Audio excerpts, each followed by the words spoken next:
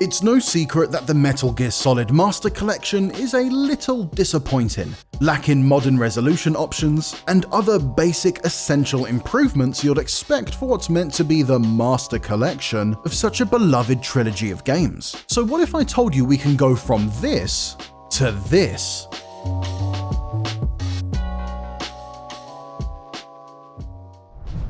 Modders have already infiltrated their way into the folders and files of these games with fixes and the odd surprise here and there. In this video, I'll show you just how easy it is to fix the Metal Gear Solid Master Collection on PC with mods. Delicious. As a baseline, you'll want to download two things: the MGSHDFix mod by Nugslit, which specifically targets Metal Gear Solid only, adding pixel perfect scaling, analog input, and more, as well as the MGSHDFix by Lyle, that not only adds custom resolutions, but also ultra-wide support and other absolutely necessary fixes to Metal Gear Solid 2, 3, as well as Metal Gear 1 and 2. Don't skip out on these two, as without them, you'll have trouble with the other mods I'll be mentioning a little later. Installing both of these fixes couldn't be simpler. Make your way to their respective GitHub pages, links down below, download the latest release, and once you've opened them up, extract their contents to the required game folder as mentioned on the page. For MGSHDFix, that'll be your MGS1 folder which you want to drag these files into, and for MGSHDFix, you'll want to find both your MGS2 and MGS3 folder. Once extracted, they should get to work straight away. But if you want to tinker around with a few settings, you can locate the fix.ini file, which allows for greater customization.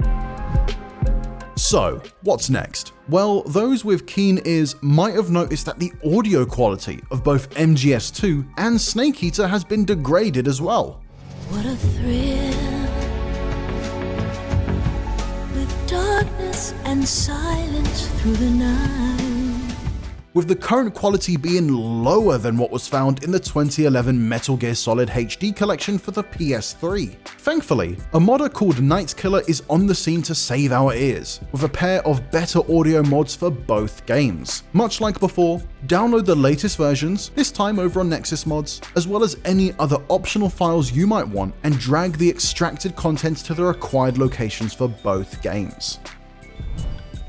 Our foundational fixes are there, as well as the audio now being sorted too. But what about those textures, or even the UI? The next three mods should have you completely covered. MGS2 high-resolution textures and MGS3 high-resolution textures by LickMix, as well as MGS3 high-resolution UI textures by MNTeranksu, are a must-have for those looking to push these games even further than their original PS2 counterparts. What you're seeing on screen right now is the 4x solid and big slop versions of these mods, but there are smaller 2x versions available as well, and when paired with the high-resolution UI textures, you should be in for a treat.